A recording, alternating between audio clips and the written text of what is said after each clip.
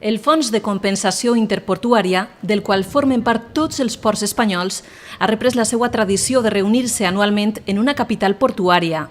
El Port de València ha sigut el primer a acollir a presidents i directors generals de tots els ports espanyols en esta cita anual.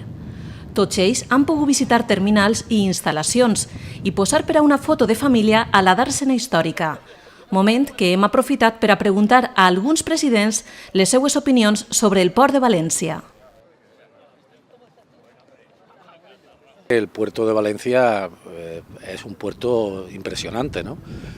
Las instalaciones, las dimensiones, el volumen de tráficos que tiene y verlo y palparlo, digamos, de primera mano es importantísimo, ¿no? Con gran diferencia, este puerto ha hecho una apuesta muy importante para tener una posición potente en este mundo del tráfico marítimo internacional, que es un mundo muy globalizado y en el que Valencia tiene una posición muy sólida, que va a seguir creciendo con las ideas y los proyectos que tienen en marcha.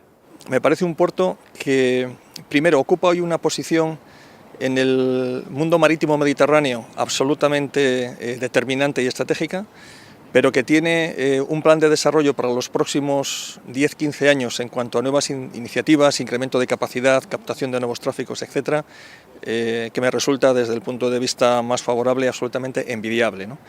Por lo que hemos visto, indudablemente Valencia es uno de los puertos de referencia de España sin ningún tipo de duda, por el volumen de su tráfico, por las instalaciones y por el potencial de crecimiento que tiene.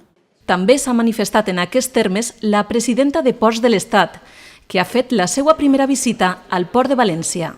Un gran puerto con una gran actividad, como digo yo siempre, para mí los puertos no son solo hormigón, hierro y contenedores, son economía, puestos de trabajo, familias que viven de la actividad portuaria y por lo tanto cuando visito un puerto tan diverso, con tanta diversidad económica, pues detrás lo que veo es precisamente eso que comentaba, un desarrollo social para la ciudad y la comunidad en la que se insertan.